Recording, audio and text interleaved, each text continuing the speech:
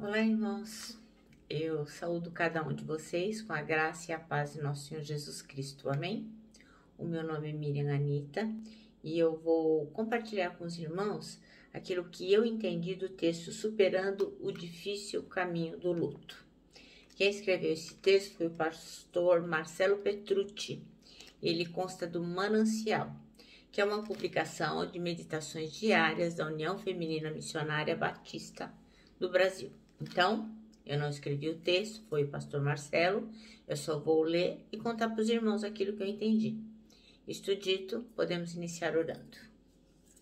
Senhor Jesus, em teu nome pedimos que tu nos esclareças aquilo que tu queres que nós aprendamos, que nós possamos estar atentos, que possamos ter corações ensináveis. Perdoa, Senhor, as coisas que fazemos erradas. Fica conosco, é em teu nome que pedimos. Amém. Bom, irmãos, então o pastor Marcelo pediu que a gente lesse o livro de Samuel, 2 Samuel, capítulo 12, versículos de 11 a 25. E eu vou ler então com os irmãos, tá bom? E diz assim: E também afirmo que farei uma pessoa da sua própria família causar a sua desgraça. Isso aí é o profeta Natã falando com o rei Davi. Você verá isso quando eu tirar as suas esposas e as der a outro homem, e ele terá relações com elas em plena luz do dia. Você pecou escondido, em segredo, mas eu farei que isso aconteça em plena luz do dia, para que todo o povo de Israel veja. Então Davi disse: Eu pequei contra Deus o Senhor. Natã respondeu: O Senhor perdoou o seu pecado. Você não morrerá, mas porque, fazendo isso, você mostrou tanto desprezo pelo Senhor, o seu filho morrerá. Aí Natã foi para casa. Então, o Senhor fez com que o filho de Davi e da mulher de Urias ficasse muito doente, a Batseba, né?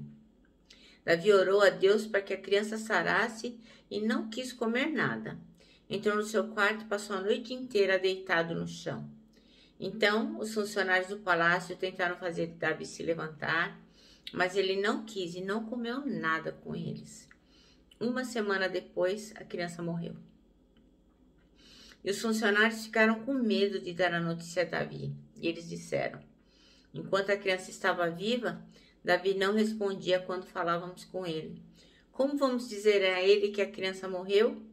Ele poderá fazer alguma loucura. Quando Davi viu os oficiais cochichando uns com os outros, compreendeu que a criança havia morrido. Então perguntou: A criança morreu? Morreu, responderam eles. Então Davi se levantou do chão, tomou um banho, penteou os cabelos e trocou de roupa. Depois foi à casa de Deus, o Senhor, e o adorou. Quando voltou ao palácio, pediu comida e comeu logo o que lhe foi servido. Aí os oficiais disseram: Nós não entendemos isto. Enquanto o menino estava vivo, o Senhor chorou por ele e não comeu. Mas logo que ele morreu, o Senhor se levantou e comeu? Sim, respondeu Davi. Enquanto o menino estava vivo, eu jejuei e chorei, porque o Senhor podia ter pena de mim e não deixar que ele morresse. Mas agora que está morto, para que jejuar? Será que eu poderia fazê-lo viver novamente? Um dia eu irei para o lugar onde ele está, porém ele nunca voltará a mim. Amém? Bom, irmãos, então o texto está falando sobre a superação do luto. E os irmãos, não sei se todos sabem, mas eu sou assistente social e eu queria fazer algumas considerações sobre o luto, já que hoje é dia de finados. Então pode ser que o irmão não esteja vivendo luto, mas em tempos de pandemia, muitos dos que estão nos ouvindo ou estão vivendo luto ou conhecem alguém que está vivendo luto e poderia passar para essas pessoas essas considerações que eu vou fazer com os irmãos. Então assim, lidar com a perda de um ente querido não é nada fácil, não é fácil, é um processo difícil, mas que infelizmente todas as pessoas deverão passar. E a gente passa por esse processo com o objetivo do quê? De amenizar o sofrimento gerado pela perda de uma pessoa que a gente ama.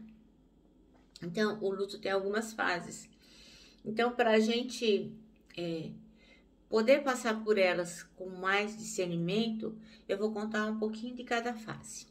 Então, a primeira etapa é negação. Quando a gente perde uma pessoa que a gente ama, a gente quer negar. Não pode ser possível, isso não é real, a pessoa não aceita. Então, muitas pessoas saem desta fase para raiva. Então, a pessoa começa a imaginar de quem que é a culpa, por que que isso aconteceu, se ela tivesse feito tal coisa, se o fulano tivesse ouvido, se ela tivesse ajudado mais, enfim, fica com raiva. A próxima etapa, geralmente, é a barganha. A pessoa quer negociar com Deus, ela começa a fazer promessas e para que aquilo lá possa, de alguma forma, se resolver.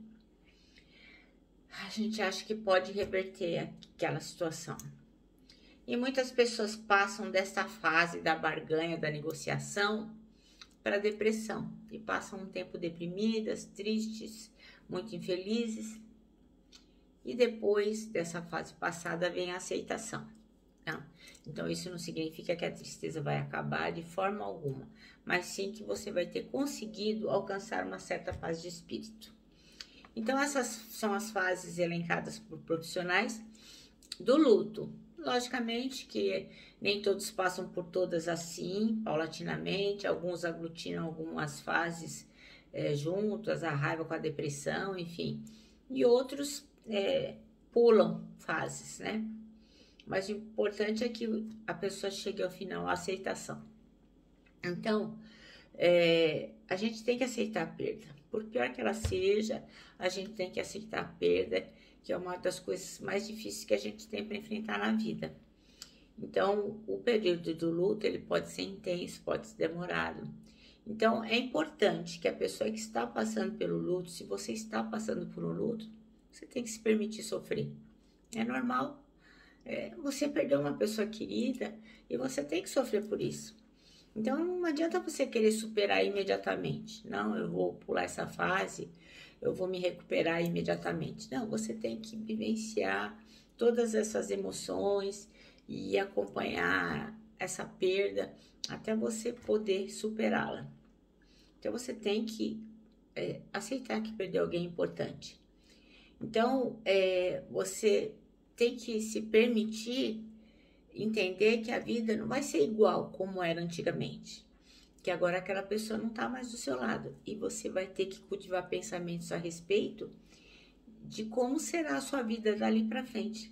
Então você não pode ter medo de se lembrar da pessoa que partiu e nem tem que evitar falar sobre ela, entendeu? É importante que você lide com isso. Outra coisa para nós que somos cristãos, é muito importante compartilhar o seu sofrimento com alguém. Então, o luto é um processo intensamente pessoal. É seu. Mas a gente precisa compartilhar com alguém. Então, você deve procurar o pastor, algum líder da igreja, ou aquele irmão em quem você confia, e compartilhar a sua tristeza. É bacana também que você procure especialmente irmãos que também conheciam aquele ente querido que você perdeu. Porque assim, quando você estiver muito triste, você pode falar para o irmão, eu gostaria de ligar para o irmão para conversar a respeito daquela perda, da nossa perda comum. Isso é muito importante, porque os irmãos da igreja, os seus irmãos em Cristo, sempre vão te lembrar que essa fase que você está passando é muito difícil. Mas o Senhor é misericordioso e Ele prometeu estar o tempo todo com você. Então, é fundamental que você esteja amparado por pessoas que realmente conhecem o Senhor Jesus. Então, procure participar dos grupos de apoio. Se você está muito triste, tem hospitais, um monte de centro comunitário que oferece esse tipo de apoio. Outra coisa, leia a Bíblia, ora, a conexão com o Senhor vai fortalecer você. Não deixe de fazer essas coisas porque você se sente deprimido.